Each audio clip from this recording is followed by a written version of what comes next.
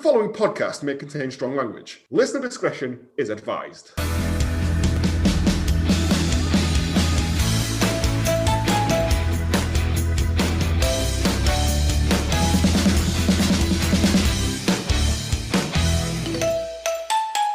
Good morning, good afternoon, good evening, and welcome to Hallmark of Greatness Pod-Castaway, the podcast that will take you to Boy Beach for a McDonald's. I'm Joe, and with me as always, eating a big chunk of pork like a king or queen, it's James. You have to mangle, dangle, tangle and strangle it. Yes, but you can fight plants. And sat in a room surrounded by multi-packs of crisps, it's Planty. I don't understand why there's this issue with people taking food when I am the queen of crisps. Oh, well, I was going to put eating raw eggs in the hen house like a secret velociraptor. So many if you... egg references. Secret Velociraptor. It's no good name for a band, that. It is, yeah. It's better than Imagine Dragons. If you want to keep up to date with all the Hallmark Greatness gossip, you can find us on Blue Sky, Instagram, and Facebook at Hallmark and Greatness. Or if you will make booze out of literally anything, email us at hallmarkandgreatness@gmail.com. We're on. I mean, it feels like we're on the home straight. Yeah. And I never email you. No. It's so after the last episode where we lost some people, more People dropping like flies, yeah. It down to 29 castaways now. Coming into this episode, it feels like a fog has lifted and everyone's having a right load of fun now. Yeah. I enjoyed these episodes. I had a great time with them, but I've got a little bit of a mini theory, and listeners, you might have picked up on this as well. I think, not just, obviously, we've got rid of all the arseholes and the friction, but I think there's no more built-up, made-up friction. I think now we're on the home straight and nobody's fucking watching anyway. Let's just let them do whatever they want. Yeah, let's just let them get drunk on shoe polish.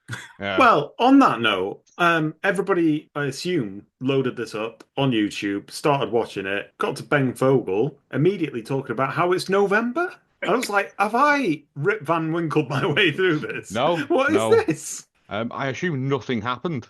And then spring decided to give summer and autumn a miss and went straight into winter. As per the book, you're right. Nothing happened. Absolutely. It's just them getting on with it. Like, I mean, we're on episode 14 now? Mm-hmm. 14? 13, sorry. And it feels like they've got into a groove with island life now. Mm-hmm. Everyone, to quote The Rock, knows their role. And they're just sort of getting on with it. And it feels like this could have worked. Yeah. Mm-hmm. I felt like with this episode, I felt like it had this is what it was supposed to be. And there's a music video at the end of it. It's like, what is this? This is amazing. Yeah, but it feels like, I don't know whether or not all the hatred and like the drama turned people off it because they wanted to see, people having a fun time on an island, having a maypole, burning a wicker ray, Yeah, it's BBC Two, not ITVB. Do you know what I mean? Yeah, that's exactly it. It's exactly it. Yeah, you got families tuning into this, and I mean, it's all settled. It's all settled. Robert Lindsay says that the islanders are now answering your questions. Like, where the fuck have you been for 5 months? Other questions I've got: what happened with Cassie and that egg and the hen coop and the eggs, and Cassie with the eggs in her mouth? And is Ray still barred from ferries? Please let us know. His ghost can no longer use the ferry either. No, he's just... Other questions.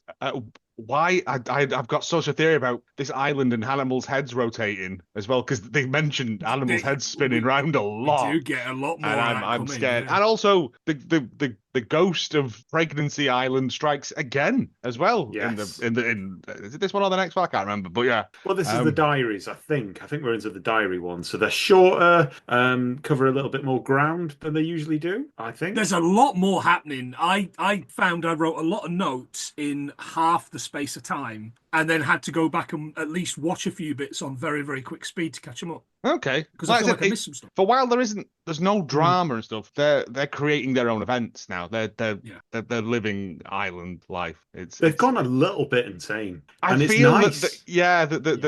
The sort of jungle fever has set in a little bit with it. Well, not jungle, Stornoway fever has set in because there's just some maniacal laughing happens as well. Yeah, there's also, and there's A man so many makes a tricks. bomb in one episode. We get. I was going to say keep your postman powder Pat dry, Murphy. but that's how you do bombs, isn't it? Former postman Pat Murphy. Plenty called this in episode 3. Postman Pat. Let's Finally do it. Patty put the kettle on. Patty put the kettle on. We'll all have tea. Yeah. Was that really worth it? I don't know. I think it was. It made me laugh, and that's all in my head, that's all I could think of. And then all I've got for this bit is breaking old man gets up early in the morning. He's a postman. 6:30. I get up earlier than that. Yeah, well, no, because the post was still delivered early back then, wasn't it? The post was supposed to be at your house before you left for work. You get your post and you get your second post. Yeah, you get, but now it's all just you get it. We get ours at like 11 now. Yeah, roughly that's because there's one guy that just does all of it, and one of them he's got like a pram with all the post in it. Where it used to be just one guy with I'm not the history of the post office, but yeah. So he's got the radiator baby from a Razorhead in it. What else is on the horizon? Nationalisation of the post office again, I hope. But you know, that's something else. Porrig is on. I've put milling duty. I might have spelled that wrong. I think he's on milk duty. He's on milk duty. He now resembles Ed Sheeran. He's like proper grown out, his beard and everything. All that training with the gorilla's finger. Yeah. You've got an automatic milking machine. Yeah. What a waste. Indeed. Louis Pasteur, by the way, rotating in his grave. Yes. Yeah. That raw milk craze. Yeah, absolutely. Started with this. Is also, what I'm do you reckon when people aren't around, someone's put their bits in that milking machine? Oh, absolutely. I mean, probably Trev. I think all 4 of the lads have done it while looking at each other. Yeah. And back in the steading, Jules clambers over masses of strewn chairs to make bread, while the doctor's high-handed children ask, "What's going on here?" Can we have cheese on toast, Papa, with brown sauce? I'll put brown sauce on you if you're not careful. To which the doctor replies, "I'll put," which is a threat, isn't it?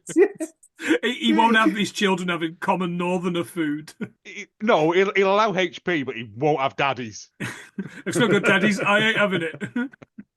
Unless I missed something, Jules just put sieved flour straight into the oven. I think she was just done with their shit. Well, Jules says that she's famous for making exploding bread. Yep. Again, this made me love Jules so much because they're asking everyone who makes the best bread. This is so you get like diary room stuff, but they're answering. They've asked the same questions for everyone, and they're all getting. And Jules is the worst one apparently. Because, I mean, get it out on the beaches. Replace all the smoke alarms that you buried. I think it's Philly says that everyone makes a bad loaf occasionally, but like, no, it's because is it not because Jules uses her own flour, whatever that means? Yeah. I tried to think. So he says everyone has a day when they produce a loaf that's a brick. It just happens. That's what prunes are for, Philly. But, work it out with a trombone. Julie C says that Pat is the master baker around here, and yes, that is intended. To symbolise this, he has a nice sit down and puts a red Labour rosette on his chest. Yeah, he's also his walls have pictures of nuns on it. I did master baker that. indeed. I got very into because they were doing just more stuff about them, just looking at their living situation, and some people are insane. Yeah, like. You know, like when was it Trev? Trev's mum came to stay. Yeah, and it's that dirty mattress. That's not the worst thing. Yeah, I don't want to know how he stuck those posters to the ceiling, but That's his Sistine Chapel. He says it's a Sistine Chapel, doesn't he? Yeah, but no, he's got. I don't know whether he's brought that rosette from home or they've made him the rosette as like they had a baking contest in the 5 months downtime we haven't seen. I don't think it was part of the Rod Stewart costume, but I could be wrong. Yeah, we get all these sort of little things now. Post boat is unable to make it due to storms. I had in mind that stealth boat from that Street Van Damme film we watched. Yeah, Street Fighter. But instead of just telling each other, they've now got a massive chalkboard. They're leaving passive-aggressive notes to each other on. Yeah. No post today. Sorry, chaps. You know, but also I think it's just an excuse that no one's writing in anymore. I mean, meanwhile, Ben has saved all of his. He's got a crate he's still full going of through it posts. like Ringo Starr in The Simpsons. he's got a shelf that is just weighed low, groaning from all. Oh, of and these. the rest of them are in his box. He's kept them all. He rolls Kept around them in them. Yeah, the communal food system broke down, and now it's every man's breakfast for himself as Oh yeah, well. I quite liked this though. I thought they could be I mean, it's relied on probably what just I'd to prefer to do eat anyway. whatever. Oh, I'd really like to get served 4 plates of wallpaper paste, which is what the kids demanding cheese on toast actually get served in the end. I don't know if you saw it. I Yeah, just well, hope it wasn't horrible. what Mike used to paint his Sistine Chapel with. That's all. Did it smell of bleach? But no, it's like you're just having toast or fruit or whatever. Right? Well, not fruit, but you don't need someone doing that. But the lunch and dinner are still there's still a Catered. team working Yeah. on them. Yeah. But it's a little bit harder now because they're running low on meat. So they're smoking all the pork for Christmas, and there's about 400 grams worth of, I think it was pork, Yeah, that it was looked like left over pork to loin eat. or something. Pork yeah. and cabbage they were having. I thought, oh, welcome to Warsaw. Great. Yeah. Colin has slaughtered all but 2 of the pigs, which What's he's happening saving up on to pork? barter for Christmas goodies. Yeah, with Santa. Is someone getting exiled in the last week? Do they need to trade? I just feel like have they all had pork fever? Because they had loads of pigs and baby pigs. Yeah, don't know. Maybe some of them just wandered off Well, or they something, don't got like to eaten kill by the a deer. sheep. I thought some of the sheep were supposed to be for killing as well. Yeah, I think But those no, are taking theirs. out on the I think they porcine. have been. I think they've taken Oh, some. okay. And they traded some as well, haven't they? We've had little bits here and there where other sheep have left the island. And Yeah, well, But we yeah. now know, thanks to Planty's book, that Colin has struggled existentially with every death that he's been responsible for. I mean, That's I don't quite believe that for a second later on. No, neither do I. No. When it gets old, clever girl. It- Yeah. There's a Mike great is, section here with Peter, and I've just called him Peter the Pervert, whispering, the freshest of vegetables, the freshest of meat, and the freshest of air. Nice. Just went, Solve What my you- 3 riddles. what are you doing? Why is he whispering? Are there people crying next door? What's going on? Have you seen his earring? He's part of jazz club.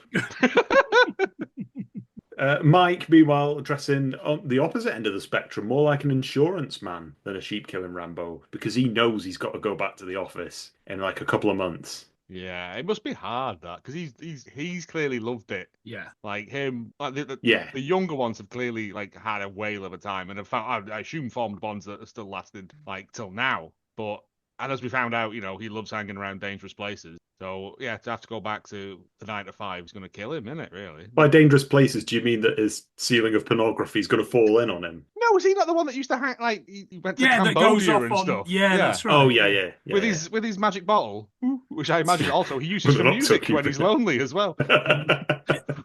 It's funny stop. you should mention jobs, because when I was reading a little bit of the book, I kind of went back to the beginning looking for, as I promised in the last episode, some stuff on Hillary. Nothing. She was a teaching assistant from Scarborough was all I got. Yep. And obviously you got that she went back to be a teaching assistant at Scarborough. But what I did get was 2 jobs that people did. Number 1, international sales manager, Des Monks. On the spot, what the fuck is an international sales manager, and does it still exist post-Brexit? No. No. Well, especially not now as well. Yeah. The other one was Irish software salesman, Podrick. So my question is to you gentlemen, what is Irish software? It's Pac-Man, but it's a little lad in a balaclava. It's pronounced Pokemon, I think you'll find. I had Prince of Persia, the Bobby Sands of time. No, there we go. I mean, if I'd have known this was coming, I could have got a list together. I know, right? Okay, no, Des has that kind of management air about him, I will say. Yeah, I and thought again, Podrick was a MVP father. again in this for me. Des. Yeah, I've come right round to his way of thinking. Supposed to be like writing a screenplay or something, according to Peter. We never found out who was writing the screenplay. There's a lot of people on this island writing a lot of stuff, which I will come to at some point over the next few episodes. Oh man, if they've written all the lads have written romance novels. Cling to my heaving bosom in the black pipe. They've been sat there with typewriters typing 24 hours a day, hoping to finally Girl come meets- up with Ian M. Banks' novel or something. Girl meets Boy Beach. I don't know. I also think it might be that's where all the washed up boys come in. I assumed it was because there was boys there, as in BOYS. The washed Not up boys buoys. like Ron. Well, yes, that was the joke. But yeah, no, it's weird. It's like because I don't know. Go on, move on. Sorry. I lost my train of thought massively then. The other thing that I was going to say is that everybody's style has changed. So we've seen Mike, we've seen Peter. I dread to think how many hats Julie C has gone through. But hold on to that thought, because we will revisit that later. Oh, yes. Ben says, people think I'm an alcoholic. You are an alcoholic. Everyone says you're drinking every day. And then someone goes, yeah, Ben, he's an alcoholic. I'm kind of, wow. He's changed immeasurably in the last kind of 3 episodes for me. But it's like Tammy says, I'd have a glass of wine a night or whatever. But now, because we get a lot of stuff about booze, don't we? Yeah, and Peter says, "Oh, it's nice to be convivial of an evening." And you can just see it. He's a proper lecturer, isn't he? He's come picturing himself in the deans. Come round to my pod, and I'll make you a drink, and it's fucking fizzing when you get there. Like, no, I'm not going to do that. Oh, Kool-Aid, nice. I'm not going to drink that, Peter. Thank you. I won't do that last time. I won't put my underpants on back to front. They make a cracking stout by all accounts, don't Apparently they? So. Peter and Sheila Jowers. I think there's a bit where they show, I think it's Tammy pouring a glass of what appears to be puddle water. Yeah. Like, it looks like the yeastiest. You're going to poo so much on the white toilet. Is it one of those £1.19 pints of Ruddles in the January sale at those rooms? Yeah, it's best Scotch, the £1 a pint thing I used to drink when I was a student. Yeah. It's just, it's bad stuff. Yes, so we get Pat, Roger, Colin, homebrew judges. Ever since their first day on the island, alcohol has been an important feature of the castaways' life. And then we get a nice cut scene of everyone spaffing champagne up the walls on January the 1st. Come to regret everyone ran out of later. Booze on the 2nd. Yes. That's been the problem. And we get the greatest hits of everyone being plastered, which is fantastic. It does look like maybe they don't remember the last 5 months either. I don't know. But yeah, they're desperate now for stuff. And yeah, Trev also, now in a couple of ETs, very well paired up with Trish. So they were just hitting it off a few episodes ago. They've really settled down. Because there's something he says in it. It's like, when they're talking about their rooms, and he goes, "Oh, I don't know. I've not been there for like a month." So are they cohabiting? We'll never tell. Well, we will tell. I was going to save this for later, but you've queued it up so perfectly. A section from when the author of Castaway, the fully updated story of an incredible TV event, Mark McCrum, visited the island. There was 3 things that he talked about. I've not bothered with the first bit because it's not really anything. But issue 2 was more difficult. Trish, Trevor, and Trish's kids. Although both Trev and Trish denied point blank that they were an item, the word still was that they were. It's so obvious, said Monica. You see them going off for walks arm in arm. You see them at parties and social events and they've had a drink. Trevor will have his arm round her. I've no interest in causing her any distress or upset. It's only when the kids are concerned that I think it's bad. Because basically Trish is spending her time writing a book or something with Trevor. Wow! God knows what they're doing. Jodine has been virtually fostered by the Corrigans. Which was interestingly enough, the Corrigans are foster parents in the real world anyway. Yeah. And also, they were the ones that were like shipping out the children to where Ron's old room was. So they're definitely already involved, aren't they? Yeah. Interesting. So maybe it's been going on a while. And it's something that needs to be spoken about, Julia Corrigan agreed. If this wasn't a television programme and we really were living here, people couldn't just stump off in a huff if they didn't like what you said. I'd have plenty to say on the issue. Instead, I'm kind of cagey about the whole thing. But it's common knowledge that Trish and Trevor spend all their time in their pod. They go, get meals brought to their pod. Jodine lives here with me now, which is a wonderful arrangement as far as I'm concerned. Wee Mike, who I assume is the other kid, hangs around with Des and Liz, who get his meals on weekends. But I think Jodine's probably quite lonely for her mum. I'm not really on friendly enough terms with Trish to be able to go and have a go at her and say, look what you're doing. She's writing her Peggy Peg books. I haven't looked up Peggy Peg to see if it was a book that came out. I'm definitely going to look this up.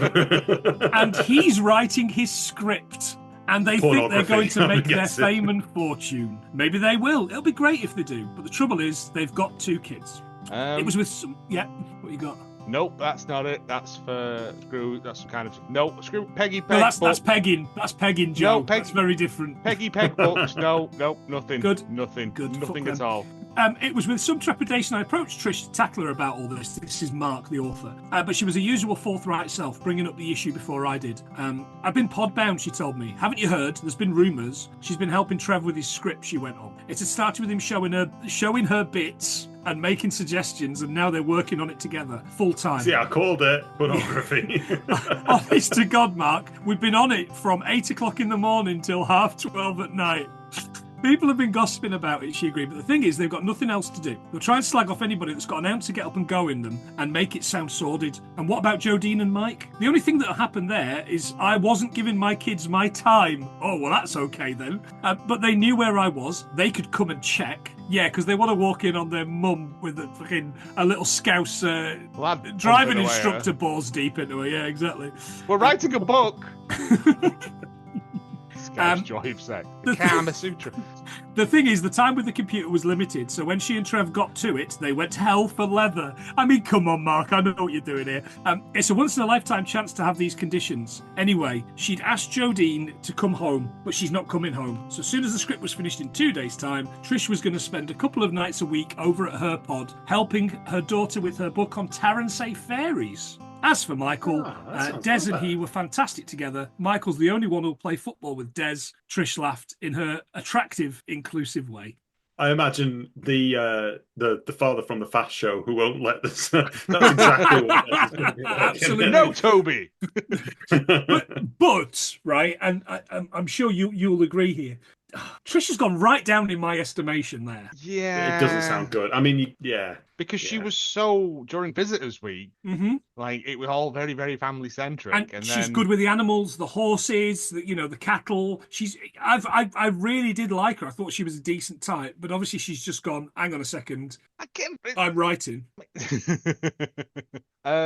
It's a long time for some people to go without any port in a storm, whether it be a little Scout driving instructor or but you think it'd be like, well, it's not great that the kids are going off to other people's pods and then their people have to look after them and stuff, including making the food. I don't know. Takes a village as well, but yeah. Oh yeah, for sure. Doesn't sit right, does it? No. Where's the safeguarding on this island? Peggy Peg and Trev's script that I assume was for an episode of Brookside. Never saw the light of day. Thinking of Des, he's got 4 precious bottles of Frizzanti, which he keeps under his pillow. Question mark. I like this. Because he makes nice cider, apparently. And he's explaining, I don't want to open this because it'll fizz. No, I will do. I'll say no. I'm going to save it for the special day. Or should I? No, I'll do it on the day. And he's speaking to himself throughout all of this. I think he's gone a bit mad. But also, that looks like a bottle you would find at the side of the motorway that a truck is whizzed in. Yeah, that's exactly. Trucker's Iron Brew every day of the week. It looks better than Trisha's kelp cider / wine. I'd try it. I'd try it. Yeah. But the fact Probably that she not gets twice. it all, washes it, doesn't get any of the sand off it, apparently. What is she doing? Yeah. Oh, that's sand. Great. That's the secret ingredient. It looks like it's gone all gloopy. It looks like coffee grounds. Yeah, it looks horrible. Like molasses. But that's just going to go mouldy. Yeah. They've not boiled any of this up or filtered it or anything. You're just going to get botulism. And they all have a good laugh about Tanya's nettle wine, which stung on the way in and the way out, says Colin. It's a good line. I do like the fact that them 3 are sat on the couch, just like, see no evil, hear no evil, play no volleyball, isn't it? Like, so somebody said they're talking about is there an opportunity to bribe them? Because the lads say earlier on, I think Pat says, I've been trying to be bribed, or Colin says, somebody's been trying to bribe me, and Roger says, no one's trying to bribe me, and then somebody says, Roger seems a bit bent to me, and I thought, yeah, I reckon you could probably bribe the doctor. There's also a great bit where they're talking about putting blindfolds on. And again, it's like a Morecambe and Wise bit, because he's just like, okay, we'll put blindfolds in, and then we'll go, Des, bring your wine in, and then we won't know who it is. Perfect. This is the thing, the Pat and Colin show has gotten a lot better since, like, shaking herring at people or whatever. They've got a straight man now in the Doctor, haven't they? So they can both bounce on him. I don't know, he's a bit bent to me. Tanya's concerned about poisoning Colin and Pat, but not Roger? Question mark. No. Also, drinking the nettle wine, she drinks it and then goes, yeah, it's gone off that. She loses the sight in one eye. Kitchen duty talk time now. Best thing they're all agreed about. Toby from Leeds says that it's because you can stick the tunes on and have a dance around the kitchen. What tune do we get? We get Sex Bomb by Tom Jones featuring Moose T. Yeah. Released in 1999 in several European countries. In January the following year, it was issued across the rest of Europe except the United Kingdom, where it was not released until May 2000. They've bartered a pig for that. I swear down. Funnily enough, I had the theory that someone asked for Tom Jones's Reloaded from the mainland with the Easter turkey. I will give you all of this carrion if you will just bring me Now 47. Of course, gentlemen, number 11 in the Stupid Sexy Flanders Ultra Pop. Number 2 in the I absolutely promise I am not making this up, Iceland's the Icelandski Listen Toppen 40. Nice. I wonder what that means. Reached number 10, of course, where? The Netherlands! There we go. It's the only fact I wrote down for it, to be honest. Number 3 in the UK, kept off the top by Oops, I Did It Again and Don't Call Me Baby by Madison Avenue. Oh, that is a pop, which is though. the most 2000s top 3. Yeah. Yes. Yeah. Yeah. But no, it looks like everyone's dancing about. They're having a laugh. I think is it Cole shaking his ass while he's chopping onions? It's Jules, Liz, and Tammy living their best turn of the century lives. This song is about me. Yeah. Yeah. Sheila is the best cook, they say, by common agreement. Julie C. surely knows what she's doing here when she says, "Oh, Sheila, the thing she does to pork is just incredible." It's a culinary orgasm. Yeah. It cuts to her. She's got way too many meatballs in that pan again.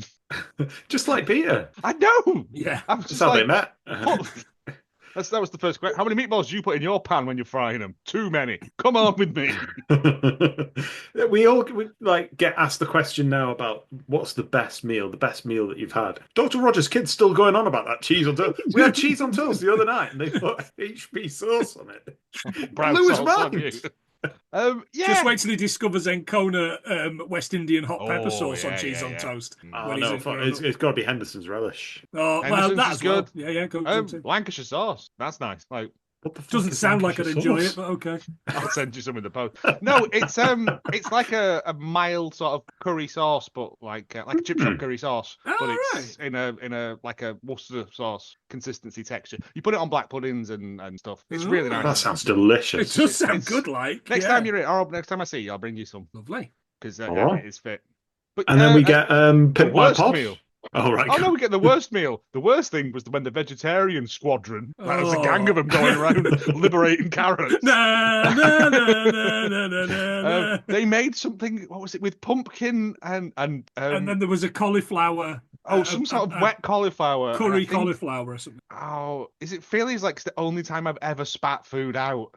And I assumed she'd be one of the vegetarian people. Yeah, me too. But it looks like it's very... I mean, we've moved on from potatoes on potato violence. At least they're getting protein in there now, but it still looks like just boiled shit. Yeah, like, every meal looks overcooked. Like when my mum makes a roast and like Christmas dinner and she puts the sprouts on in like end of August, like you just ladle them out onto the plate. It's everything. Just mushy peas great. again, Mum. No, that's sprouts. Everything just looks overcooked and like in an old folks' home or a garden centre. Which is the same thing.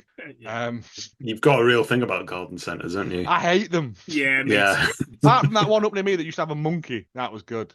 It was great. I went in and it was pissing on a light bulb. I thought, this is the place for me. You sure that's not an ornament or something? No, it was a little monkey was running about. Little Dutch boy. This takes me back to the testimony of Sheila Jowers, rated the best cook. She said on the podcast that she was on around 2020 that when it came to the Lofty Wiseman survival boot camp they had to go to, they put us to the test by dumping us in a wood and telling us that we had to catch a chicken and kill it and cook it for an evening meal and build a shelter for the night. We knew that you had to cook a chicken low and slow, but others were just barbecuing whole chickens and they were all raw. It was terrible. Oh, yeah. Nice. So I think that's why she got selected in the first place. To stop everyone dying of salmonella on day 3. Well, it's not the power of her art, is it? Oh, I don't mean to be cruel. I think she's very good artist. It's better than what I could do. Like, but it's not good survival stuff in the thing. book. There's some good some of those stuff. But you've got to have downtime, haven't you? I imagine Lofty at some point did some needlepoint or something with a machete, like through some cargo netting.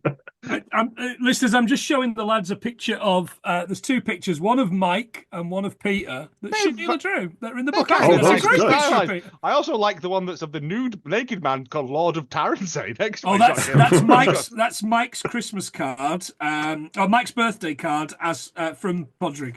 Yeah.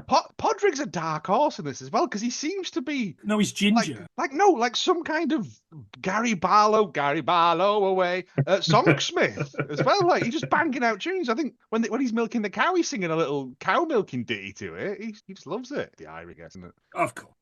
We get the spotlight on the pods, which is where I saw so much of Sheila's art. One of the pods still not turf, but fuck it, right? Two of them are. I think three of them are. Oh, possibly. But one of them looks like it's had a small fire outside as well. Yeah. This is where Rachel pointed out, probably for about the third week on the trot, this island looks a tip still. Yeah. Like there's just stuff strewn everywhere. That maypole's still up. There's a maypole still up. Yeah. People have started to worship it as a deity now. And Ben says, well, I choose to live with quality people over nice views. And then we get a nice cut to Peter ragging about the views that he gets. It does look ace. Like it does. Come out in the morning and you've got that lovely view over the bay. And it's like, okay. You'd never get bored of that, would you? But absolutely. Is it well, Sheila doesn't because she's painted increasingly distressed looking skies, which then take up an entire wall of their part. What she should have done is paint a bit of it every day and then make one big panoramic sky. Yeah, that on the window, and it'll confuse burglars. When Warren, the father of Warren, the father of Kira, has made an art. It looks like a broom that wants to die. Is what I wrote. Oh, I must have missed this. I missed this completely. They start comparing art. Philly's made like some nice water. I thought her watercolor looked really. Oh really yeah, good, it's beautiful stuff. She's been painting sunflowers on her wall and stuff. Like yeah. Some people are talented. And then there's but then Warren's made this thing that's like it looks like a wicker chair that's made a few changes. Yeah, it looks like a cursed object that you would find in an A24 film. Like it's Julie's made a table out of a cable drum as well. But most of all, her dog is massive now. It's grown, hasn't it? On eating all those potatoes upon potatoes. Also, making a table out of a cable drum is not difficult. Turn it on its side. Bob's a good. That's what she's done. Yeah. Exactly. No, I like it. It's a good idea. This is where we make food for people when they come round. We had noodles. We had to eat them with pencil crayons. Yeah, you couldn't just use a fork, could you? You mad bastard. Yeah, that's Julie C, isn't it? Yeah, and this is where she's telling us all about her many hats. She was an older student, wasn't she? She was a senior student, a mature student. She was the mad old lady with the hats. They called me Julie the Hat. And I was like, go on, do your joke about the craze. No, I wasn't. No, I was just about to suggest that she murdered children in that Dr. Sleep film. Oh, okay. Which again is really niche. I don't think there's that many people seen that. I think the episode's really light and we've gone really dark as a No, result. I think because I'm just so used to the past 4 or 5 episodes have just been grim. Whereas this is actually kind of like whimsical and light-hearted. And it's not. I also felt vindication at seeing so many hats that she was prepared to talk about that I paused at this point and I counted the hats that I saw. I saw one woolen hat. And then because she said there were stories, I came up with backstories. I've not read this since I wrote it, and I was quite drunk at the time.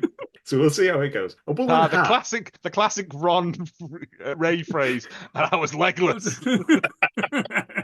The woolen hat was found on Mike, otherwise nude, found shaking and disturbed after one of his solo survivalist trips. A green cap, earned as part of the militarization of the shore. A beret, Lofty bestowed this honor in training when Julie dispatched an alpaca, unbidden by anyone, with just a bottle opener. A flat cap, fabricated naturally by Toby from Leeds. A riding hat, cursed by the souls of 46 foxes hunted prior to the fox hunting ban in 2004. Legend says that the wearer is compelled to rave about bingo. And a Russian hat. Well, they're our friends now, aren't they? Yeah. I love the fact that's what you do when you're drunk, whereas I just fall over the cat and start shouting. Yeah, I just fall asleep now. It wasn't good, but it was something. That was good. Hey, it's good content, isn't it? She had a lot of hats. And I was like, okay, that's good. You could have brought other stuff with you. But... Colin, I enjoy the fact that Colin's decided to turn their pod into the radio station from Grange Hill by sticking the inputs for the apples. Apple boxes. Yeah, it was very Corrupt FM with the peanut dust, wasn't it? It was indeed. They've also got a snack table, because when they're talking about the noodles, they've got some HP sauce on the table. Keep that away from Dr. Roger's progeny, please. Corrupts the young. Jonesing for HP sauce. Just need some more of that sweet tamarindy goodness. Jules has also got a bucket acting as a bedpan, particularly recommended by Her Majesty's prisons. Yeah, I liked that. Yeah, I was a bit like, would you not just go before you went to bed? There again, as a man of a certain age, I'm up twice in the night anyway. Everyone's getting leathered until the early hours. Yeah. And also, if you're drinking that cloudy puddle juice, you don't know what's going to be coming out at what time, do you? No. Really? No. But then you've got to hop from one to the other, haven't you, when you get out there? Whereas this one, you can just go. Would it matter if it was liquid? No. It's not that podcast. And Ben Vogel shows us how to light meth over a stove for some reason. Yeah. No one knows where all the spoons have gone, he says, way too intensely. Been burying them for my treasure. No, they've got little, heaters and little wood stoves, but the tiniest, how would you get anything to burn in that? You can't get wood in that will burn for any length of time. It just felt it was too small for that room. Also, it looked knackered, like that front hinge had fallen off about 9 times. Yeah. It does look like there ought to be 19 inmates crowded around it on a gulag. It had that sort of vibe to it, didn't it? Fingerless gloves on, yeah. They need Julia's hat for that. Yeah. And Jules says, I wonder why we all need so much room. You can actually live in just a small space, she says, from her second home on Tarancy. Well, just to say, I've got a massive house back home, but I don't know whether I'm going to use it now. Yeah. I've got used to living in such small. And then we get the Tarancy book club. Oh yeah. They're all sharing. They're all swapping books with each other because obviously that's going to happen, isn't it? But Peter's got a lot of books. It's another Peter one that. Yeah, but they're all going to be about ancient Greeks having sex with boys and stuff, don't you? Just the vibe he gives off. Well, BUOY. Oh. Come on, let's go down to Greek Boy Beach. A little bit from Mike's diary from the book. Peter seems to be making massive efforts to get on with people, and it's certainly been noticed. He's a good chap at heart. It's cynical to say, but he may now be feeling the absence of Hillary, who was one of his great supporters, allies and friends. The group now seems small, and it is important now that more than ever for us to get on with each other. I hope that we can be supportive of one another until the year end, and that things remain calm. So there you go. So Peter has changed somewhat. But probably forcibly? I don't think so. I think it's just some people just don't get on, isn't it? And to be in that close quarters with them every day and to have no escape, it's just going to escalate and escalate and escalate, isn't it? And he's Peter doesn't seem like the kind of guy who's going to back down from anything apart from maybe a salad. So, I get it, but I think I genuinely think he's quite a nice bloke, but he's a Sally James scrapbook. He's a Who Live at Leeds DVD kind of guy, isn't he? He's one of the people that's got a motorbike in bits in his front room that he'll get around to sorting eventually. Yeah. He's probably quite a nice bloke, and I'd have a pint with him, but then I'd be like, I've got to go. Because then he'd be started talking about Snecklifter and other beers I don't care about, stuff like that. Sheila, on the other hand, terrifies me. We get to the end of this now. There's a nice little bit at the end where they formed a choir for children in need. And it's the worst thing I've ever seen. It's a choir in the loosest possible term, as in... I really like this song. Yeah, because it's... Yeah, but they were practicing SOS by ABBA. Yeah, well, yeah, I guess so. Music by ABBA, piano by Roger, words by Poreg. And they're in the schoolhouse, and we learn a little bit more about what the children are studying from the paintings on the walls, which are of demented, threatening spirals. Yeah, I noticed that. I was like, oh, that's not good. That's we got some SOS facts. I was going to say, Podrick's written No, lyrics. I only want to do one an episode. It's not my podcast. Oh, I mean, knock yourself out, son. But yeah, no, Podrick's alternate lyrics, the best line being something about shitting in the bucket. Yeah. I mean, I've got it all written down. Okay, go. Go. Yeah. I'll get the music cleared for it. jaunty piano music in the background.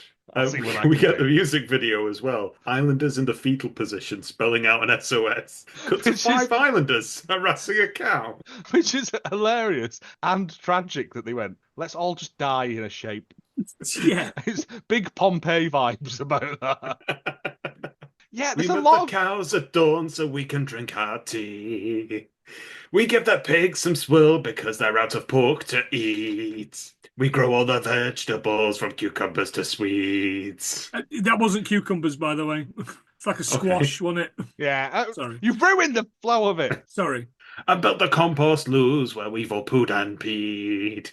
And when the windmill's turning fast, I'm not sure what they said then. The shower's hot as hell. And we get Colin, Pat, and Mike soaping Well, each other down in I the was going to say, shower. after you've done the lyrics, there's little behind the scenes bits of it all. Because Roger has took this very seriously. Mm-hmm. Because when they're Yeah. doing the bit about the composting toilet, he's like, I know it's difficult to rhyme to get the cadence of it correct, but if you just try, it'll be good. Yeah. And then when they direct it, when the actual camera crew are there directing it, he's conducting them. He's got jodhpurs on and a Yeah. big bullhorn. Like pattern. Our socks have fungal growth and all our armpits smell. And with the time goes past, the wind blows SOS. When we leave here, it's been great to be here, SOS. We've been here, living here, for a year, on our own. Yeah, Not very on their own, though, because It people kind keep of- turning up. didn't finish. Yeah, I strong, was waiting didn't for it? that. Yeah, the video for it, again, I don't know whether this was released as a charity single, because I hope not. Yeah, I'm No, guessing so. definitely not. I kind of hope it Definitely was. not. I'm Couldn't find it anywhere. Oh, Rachel did okay. some Googling. Before it got to the end of the episode where you get the full song, Rachel was desperately looking for it. Couldn't find a thing about it. Couldn't find. There's Discogs. nothing on the internet about it at all. And then it played it at the end and she went, oh, well, that wasn't worth looking for anyway.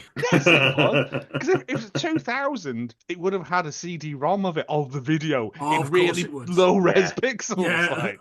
And the one thing I did pick up from this video is Pat is hung, isn't he? No wonder they had so many kids. Pat in his pants. Woof! You must have seen this. I can't give it out of my head. I can't give it out of my Hawkman head. Pat, yeah. Yeah, Hung Pat. I'm pretty sure that's an early Golden Harvest film, isn't it?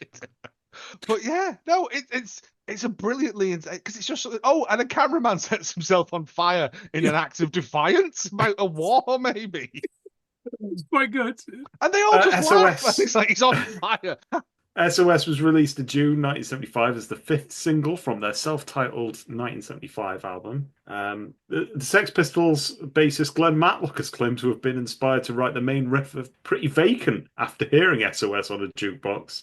And it was number 2 in the Netherlands. Hey, there we go. Yeah, it's just a fun, light-hearted episode. There's no trauma, there's no grief. It's just them mucking about and having fun times. It's nice. I like it. It is nice. Yeah, it made a Doesn't good last. change. And we still got the homebrew competition because they keep adding Oh, it's fuel to that. so I'm going to Yeah. assume that next week, lads, we're going to be talking about the homebrew competition. Great. Good, because I've still yet to make that raisin wine. Oh yeah, raisin and rice wine. Ricin. Ricin wine. Get it in the water, or I'll kiss your daughter. Drinking from a puddle, giving her a cuddle.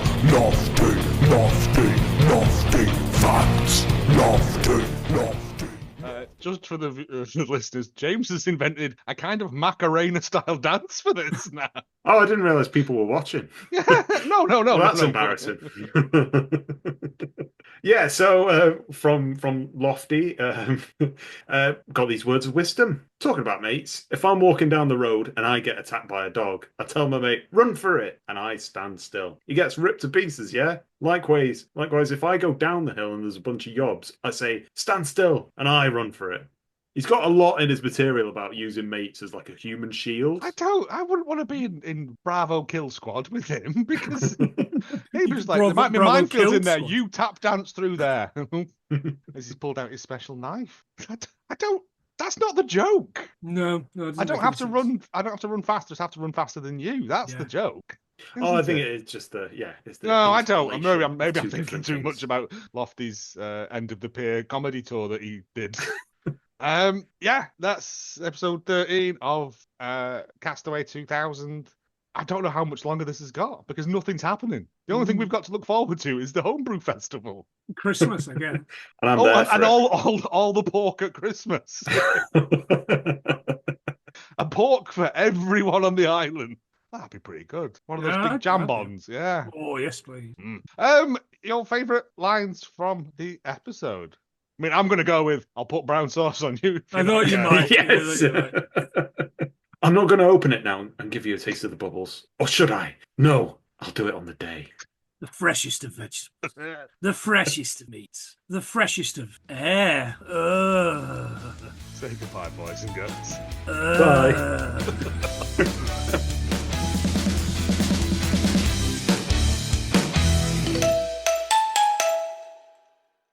I didn't look just so that you could have the glory